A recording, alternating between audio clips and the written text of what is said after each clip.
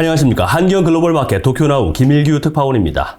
미국 우선주의를 내건 도널드 트럼프 전 대통령이 미국 대선에서 승리하면서 일본도 경제, 안보 측면에서 큰 압력에 직면하게 됐습니다.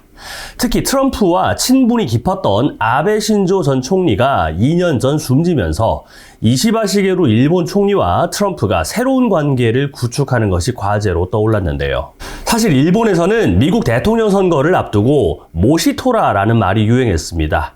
혹시 트럼프라는 의미인데 혹시라는 뜻의 일본어 모시에 트럼프를 지칭하는 토라를 합친 신조어입니다. 트럼프가 다시 미국 대통령이 된다면 일본의 대미 외교가 쉽지 않을 것이라는 위기감이 담긴 말인데요. 기업가 출신인 트럼프가 동맹국에 대해서도 미국 이익을 우선시하면서 일본의 방위비 부담을 더 늘리고 일본의 대미 무역 흑자도 해소하도록 압박을 가할 것으로 보이기 때문입니다.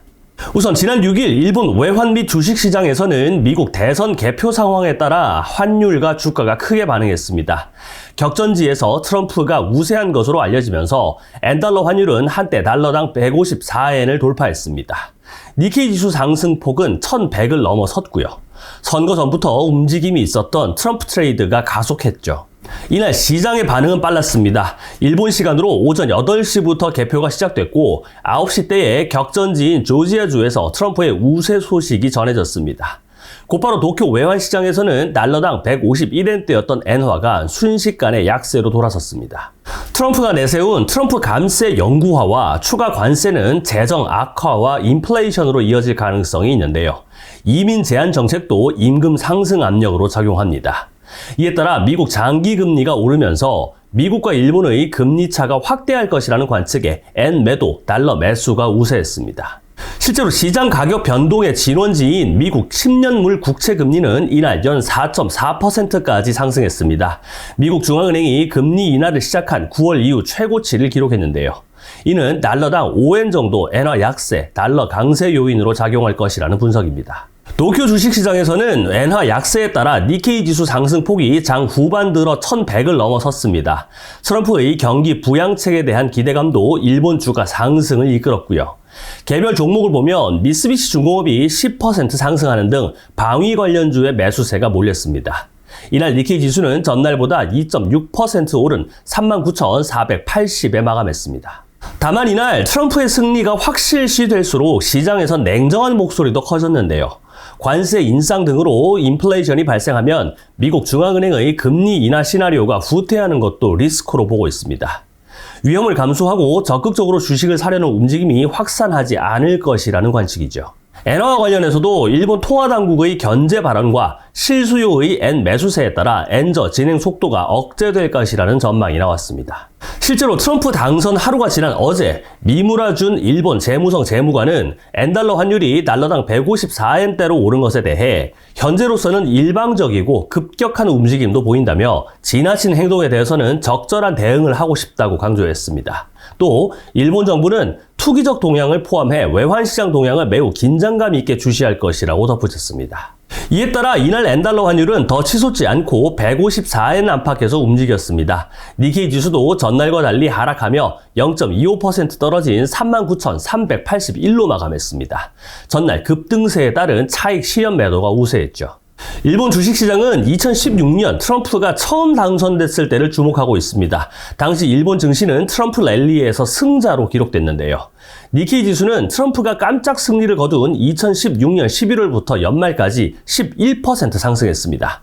그러나 이번엔 2016년과는 다르다는 분석이 나오는데요. 시장에서는 주가 상승이 오래 지속되지 않을 것이라는 관측이 나오기 시작했습니다.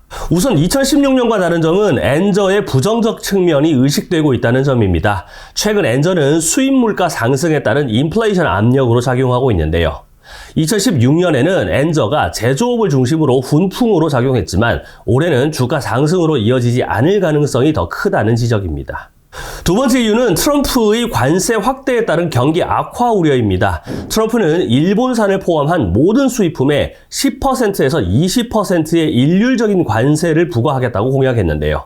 실제로 대규모 관세를 부과하면 세계 경제에 부담이 되고 일본 자동차 등 대형 수출 기업에 악영향을 미칠 것이라는 분석입니다. 특히 지난해 미국의 712억 달러 규모의 무역 흑자를 거둔 일본에 대한 상당한 압력이 가해질 것으로 보입니다. 트럼프는 자국 무역 적자가 큰 국가를 대상으로 압박 강도를 높여나갈 가능성이 크다는 관측입니다. 일본 제철이 공들여온 미국 US 스틸 인수도 트럼프가 여러 차례 반대 의사를 명확히 밝힌 바 있어 성사 가능성이 낮아졌습니다. 트럼프는 지난달에도 US 스틸을 일본 제철에 팔게 놔두지 않겠다. 좋은 거래일지는 몰라도 상관없다며 내가 백악관에 도착하기 전에 거래가 완료되지 않았으면 한다고 말했습니다. 그러나 아직은 트럼프 정책에 대한 불확실성이 있는 만큼 두고 봐야 한다는 지적입니다. 내년 1월 대통령 취임식이 가까워지면 정책이 명확해질 텐데 그때까지 주시해야 한다는 것이죠. 일본 정부가 가장 서두르는 것은 이시바 총리와 트럼프의 관계 구축입니다. 이시바는 일단 트럼프 당선이 확정된 6일 기자단에 트럼프와 협력을 긴밀하게 해 미일 동맹관계를 한층 더 끌어올리고 싶다면서 향후 접점을 빨리 갖도록 노력하겠다고 말했습니다. 7일엔 이시바가 트럼프와 5분가량 통화했는데요. 이시바는 통화 후 기자들과 만나 트럼프와 전화회담에서 가능한 한 조기에 만나자는 것을 확인했다고 말했습니다. 또 트럼프와 1대1로 대화한 것은 처음이었다면서 매우 친근한 느낌이 들었다. 말을 꾸며서 하지 않고 속마음을 말할 수 있는 분이라는 인상을 갖게 됐다고 전했습니다. 이시바는 그동안 내년 1월 미국 대통령 취임식까지 기다리지 않고 차기 대통령과 접촉하려는 의지를 보여왔는데요. 이달 중순 페루와 브라질을 방문한 뒤 귀국길에 미국에 들러 만나는 것을 목표로 하고 있습니다. 일본 정부는 그동안 트럼프 첫 집권 때 강요나 참모, 싱크탱크 등과 인맥을 공고히 하며 트럼프 복귀 시나리오에 대비해 왔습니다. 미일 동맹의 불균형을 지적받으며 혼란을 겪었던 트럼프 1기 때 쓰라린 경험이 있기 때문이죠. 일본 외교가에선 트럼프 1기 때 미국과 관계가 잘 풀린 것은 아베 신조 전 총리의 개인적 역량이 컸다는 분석이 나옵니다.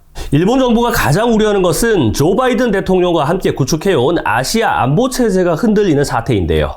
일본과 미국은 자위대와 미군이 작전 계획과 현장의 움직임을 연동하는 지휘 통제의 연계를 강화해 왔습니다. 트럼프는 2017년 1월부터 2021년 1월까지 첫 재임 당시 미국만이 대일 방위 의무를 지는 미일 안보 조약이 불공평하다고 지적했습니다. 일본이 자국 방위를 강화해야 한다며 방위비 증액과 주일 미군 주둔 비용의 대폭적인 증액도 요구했죠. 주일 미군 주둔 비용의 경우 기존 협정이 2027년 3월까지인 만큼 협상은 내년 후반 이후지만 앞당겨 대비해야 한다는 목소리가 나옵니다. 일본은 2023년 이후 방위비를 대폭 증액했는데요. 추가 증액을 요구받을 가능성도 배제할 수 없습니다. 미일 양국이 추진하는 미사일 등 방위 장비 공동 개발도 미국의 국내 산업 보호 우선을 이유로 지연되거나 중단될 수 있습니다. 바이든 행정부의 아시아 안보는 미일 동맹을 중심으로 한국, 호주, 필리핀을 포함한 프레임워크로 협력을 넓혀왔는데요. 트럼프는 다자 간 협력보다 양자 간 협력을 중시하고 기존 국제체제에 대해서도 부정적인 태도를 취해왔습니다. 일본은 앞으로 아시아 지역 정세가 나빠질 가능성이 높다고 보고 있습니다. 일본은 북한 납치 피해자 문제도 우려하고 있습니다. 일본에선 트럼프가 2018년과 2019년 북미 정상회담을 한 것이 납치 문제 정체를 초래했다는 지적이 많은데요. 북한이 일본과 협상하는 것은 미국과의 관계가 악화했을 때라는 시각이 있고 미국과 북한이 직접 정상 간 대화를 할 수 있다면 일본의 존재 가치가 낮아지기 때문입니다. 일본 관가에선 결국 열쇠를 쥔 것은 정상 간 관계라는 견해가 강합니다. 톱다운 방식을 중시하는 트럼프와 이시바가 어떤 관계를 구축할 수 있을지 주목되는데요. 다만 지난달 중의원 선거에서 집권 자민당과 연립여당 공명당이 과반 의석 달성에 실패하면서 이시바가 외교에 올인하기는 힘든 상황입니다. 이시바의 약한 정치 기반이 외교력 저하로 이어질 위기에 직면했다는 지적인데요. 앞으로 트럼프의 행보가 일본에 어떤 영향을 미칠지 주목해야겠습니다. 이상 한기어 글로벌 마켓 도쿄나우 김일규 특파원이었습니다.